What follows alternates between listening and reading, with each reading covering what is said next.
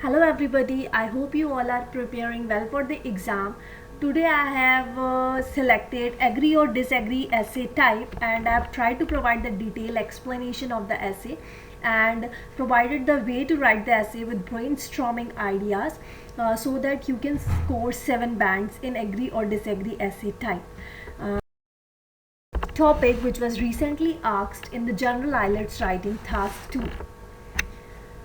The question is, some people suggest that it is better for child to be brought up by the whole family, including uncle, aunt and grandparents rather than just the parents. So the first thing which we have to do, that we have to understand what the question is asking, क्योंकि if you understand what the question is asking, it's very easy to achieve 9 band in that criteria of task achievement, which is very scoring, which is very मतलब उसमें बड़ा easy होता है score करना. So question क्या पूछ रहा है, we have to clearly understand, तो कि ताकि हम बिल्कुल भी डाइवर्ट ना हो टॉपिक से. इसमें क्वेश्चन में क्या पूछ रहा है कि for upbringing of child whole family like uncle aunt grandparents के साथ रहना इज बेनिफिशियल और nuclear family is more beneficial for upbringing of child. So do you agree और डिसएग्री विद द स्टेटमेंट. ये काइंड ऑफ ओपिनियन ऐसे ही होता है, थोड़ा सा slight different way of writing होता है बस ओपिनियन से, वैसे ये ओपिनियन ही होता है. And in question they are asking for examples as plural है तो एटलीस्ट 2 एग्जाम्पल आप ऐसे में दो. ये माइनर सी चीज़ें दे मैटर्स. कई बार क्या होता है हम एग्जाम्पल्स हमारी जैसे हम नॉर्मल ऐसे लिख रहे हैं, हमने idea explanation with good reasons दिया है, it's not mandatory to provide the example in that case. एक एग्जाम्पल भी प्रोवाइड कर दी एक बॉडी पैराग्राफ में, then it will work. But here they are asking for example specifically, so you have to write at least 2 examples, one in body paragraph 1 and another in body paragraph 2. So ये agree और disagree में आप completely agree भी कर सकते हो, completely disagree भी कर सकते हो. What I will suggest, it is better to completely agree और डिसएग्री. पार्शल ओपिनियन ऐसे मत लिखना. Many people write partial opinion like you neither completely agree nor completely disagree, that's a partial opinion essay. मैंने जितना research किया है for my IELTS preparation, I feel ये partial opinion essays are like for 8 and 9 bands because they are difficult to write. इसमें generally क्या होता है for partial opinion ऐसेज में आप अपनी ही स्टेटमेंट्स कई बार कॉन्ट्रोडिक्ट कर देते हो. ये इस टाइप का लिखना, पार्शल ओपिनियन ऐसे लिखना इज लिटिल बिट डिफिकल्ट, जबकि कंप्लीटली एग्री और कंप्लीटली डिसएग्री लिखना is very easy. So I will suggest for 7 और 7.5 अगर आपका एम है तो you should go for completely agree और कम्प्लीटली डिसएग्री. अगर आपका एम 8 है तो फिर मेरी वीडियोस देखने को कोई फ़ायदा नहीं है, बिकॉज इट्स ओनली फॉर 7 और maybe for 7.5 but not more than that. So we will start with introduction. Just introduction में मैंने अपने पहले ऐसे में बताया था, जो क्वेश्चन में स्टेटमेंट है उसको हमने पैराफ्रेज करना है. We have to write that statement with same meaning using another words, our own words, जिससे हमारी स्किल्स दिखे कि हमारे vocab is good and we completely understand the question. So इसमें मैंने लिखा है, ये जो इधर सैम्पल इंट्रोडक्शन है, इट वॉज द पैराफ्रेज. जो ब्लैक कलर है that was the paraphrase of the question which was asked in the question which is मैंशन्ड in the right. Some people suggest it is better for child. Some people को मैंने लिखा है a segment of society, suggest को believes, और whole family को मैंने लिखा है joint family, able to provide better environment. अब ब्रॉट अप को मैंने लिखा है able to provide better environment for the growth of the child when compared to small family. जो पेरेंट्स जहाँ सिर्फ पेरेंट्स एंड चिल्ड्रंस होते हैं, that is a small family or nuclear family. We can call it small family or nuclear family. So I have not repeated a single word, even मैंने children को भी child कर दिया है and I have completely family बस repeat किया. So I have told earlier कि कुछ एक आध वर्ड्स रिपीट हम कर सकते हैं. तो that's a perfect way to paraphrase the question. उसके बाद हम जनरली अगर हमें ओपिनियन ऐसे लिखना होता है तो हम लिखते हैं I think, I believe, I assert, I opinion भी लिख दो. ये I reckon and all that words आप कई सैम्पल एसेज में पढ़ते होगे, but believe me they are not formal words. और टास्क 2 में हमें टोटली फॉर्मल ऐसे लिखना होता है, तो don't use that words like I reckon. And जब हमसे क्लियर ओपिनियन पूछी है ना, तो हमें क्लियर ओपिनियन देनी है क्वेश्चन में and give it in introduction only. तो डू यू एग्री और disagree with the statement. I agree with the notion. अब एग्री डिसएग्री को 2 तरीके से लिख सकते हैं. What I feel, I agree और डिसएग्री विद द नोशन, या फिर आई कम्प्लीटली एग्री और disagree with the above statement or with the, then write in your own words. So मैंने लिखा है agree with the notion that people who grow under the guidance of many family members, whole family को many family members, are able to imbibe many useful skills which play significant role for their further development. So this is my opinion and I have completely agree with the topic. I agree with the notion. मैंने कुछ भी partial नहीं लिखा, मैं पूरा एक side हो गई कि आई टोटली एग्री. जिससे मेरे को बॉडी पैराग्राफ लिखना विल बी वेरी इजी. तो उसमें बॉडी पैराग्राफ को मैंने ऐसे डिवाइड किया. एक पैराग्राफ में मैंने लिखा advantages of upbringing the child with uncle aunt and cousins. दूसरे बॉडी पैराग्राफ में मैंने ग्रैंड पेरेंट्स के साथ रहने के क्या एडवांटेजेस हैं वो लिखे. तो I am totally on topic.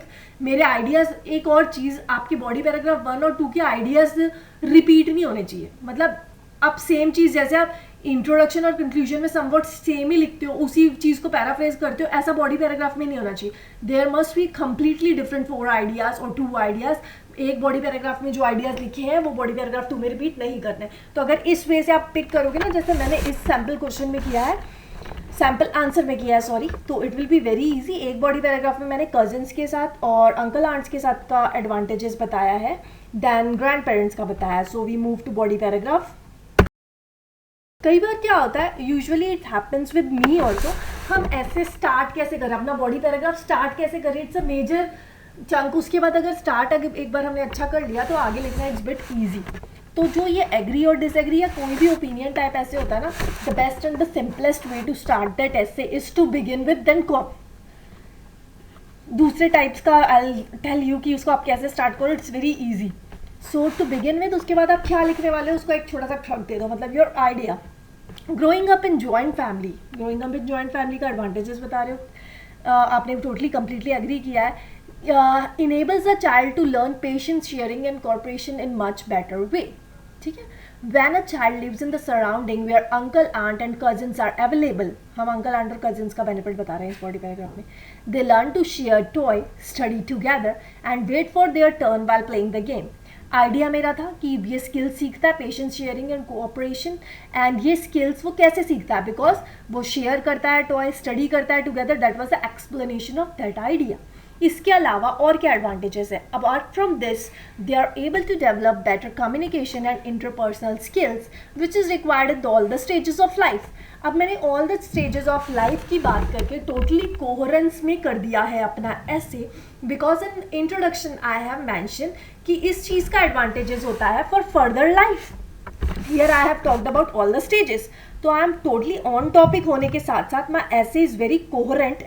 Means coherent and cohesion क्या होता है, your essay should be very easy to read. उसको पढ़ के बड़ा ईजिली समझ आए ऐसे, उसकी एक प्रॉपर सीक्वेंस हो. आप जो भी लिख रहे हो, ऐसा नहीं अभी किसी और चीज़ की बात कर रहे हो एंड अचानक किसी और चीज़ की बात कर रहे हो.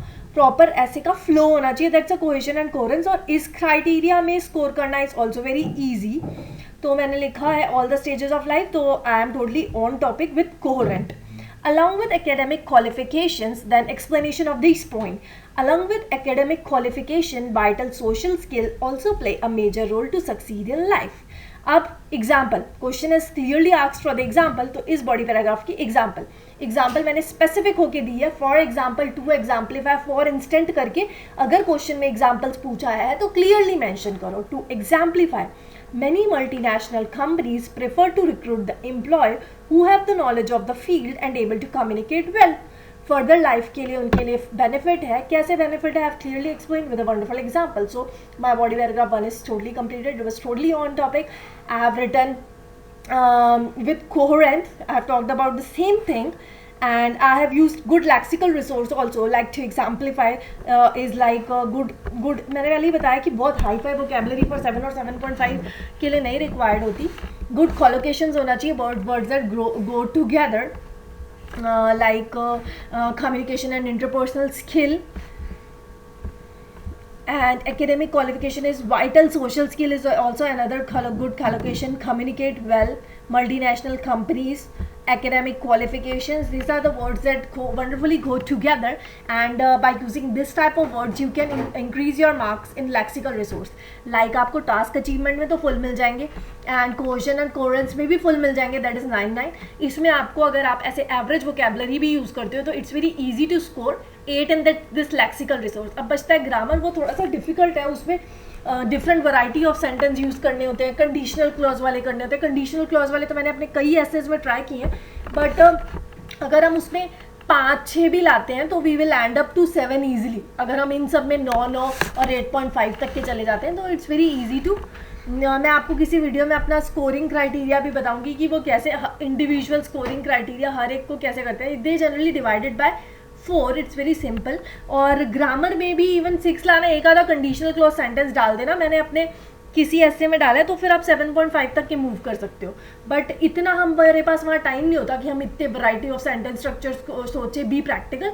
अगर आप बहुत ही एक्सपर्ट हो, if you like you have done your post graduation in English and like that, then it might be possible. Otherwise it's bit difficult ना.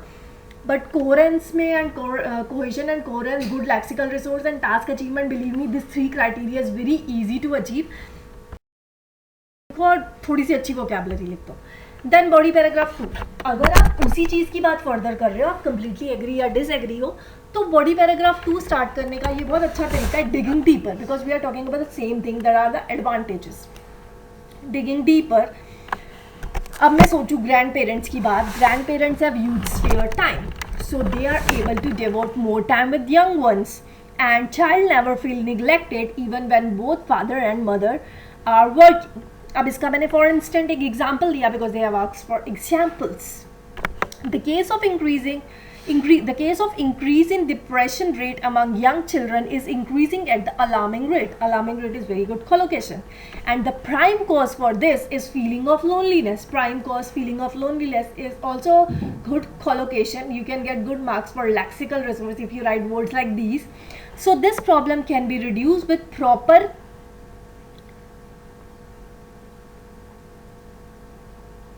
care. This problem can be reduced with proper, I have forgotten to write that time, with proper time and care provided by the grandparents. You can add on time here.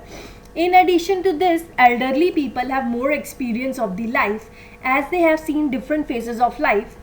So phases of life is also very good collocation. So they are able to guide the child in a better way. They also teach moral skill and intellect and inculcate spiritual knowledge among juveniles. Juvenile is a very good word. It can be used for both children and teenagers. And inculcate spiritual knowledge is very good collocation, which turn them into better human being. Again, I am totally on topic. My coherence of essay is very good because there I have mentioned कि उनकी further life के लिए अच्छा होता है. Then मैंने दोनों body paragraph में कैसे अच्छा होता है further life के लिए वो बताया, दोनों में example they the. And they grow up into a more intellectual and responsible person. Intellectual is another word for intelligent. You can use that word. Like ये word ना लिख लिया करो, because generally फिर जल्दी से दिमाग में नहीं आते. Keep on reading that word daily, जिससे आपके mind में रहे. This individual become asset to the family and the whole nation. तो जो एक लाइन में थोड़ी सी मिस्टेक है, just add on the time and care provided by the grandparents. So this problem can be reduced with the proper time and care provided by the grandparents.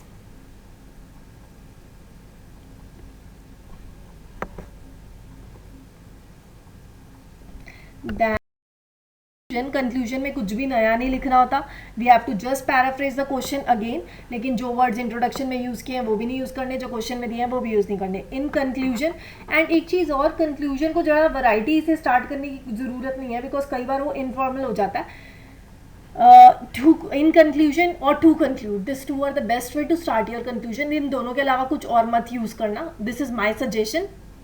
In conclusion, unequivocally, upbringing the child in joint family provides growth and right direction to their further life.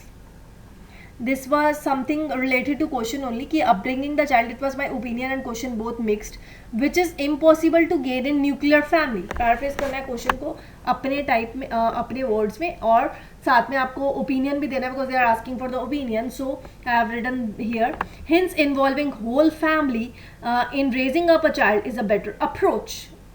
I have clearly mention कि ये better है.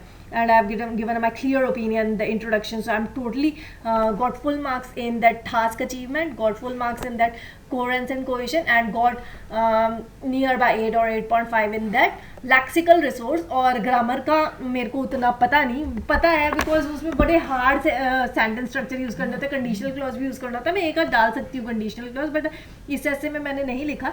You can easily get 7 band if you write essay like this also. This video has helped you, so please don't forget to like, share and subscribe the video, subscribe my channel, and please like and share the video. And special thanks to Gurnaz for providing the beautiful colors to the video. Thank you so much.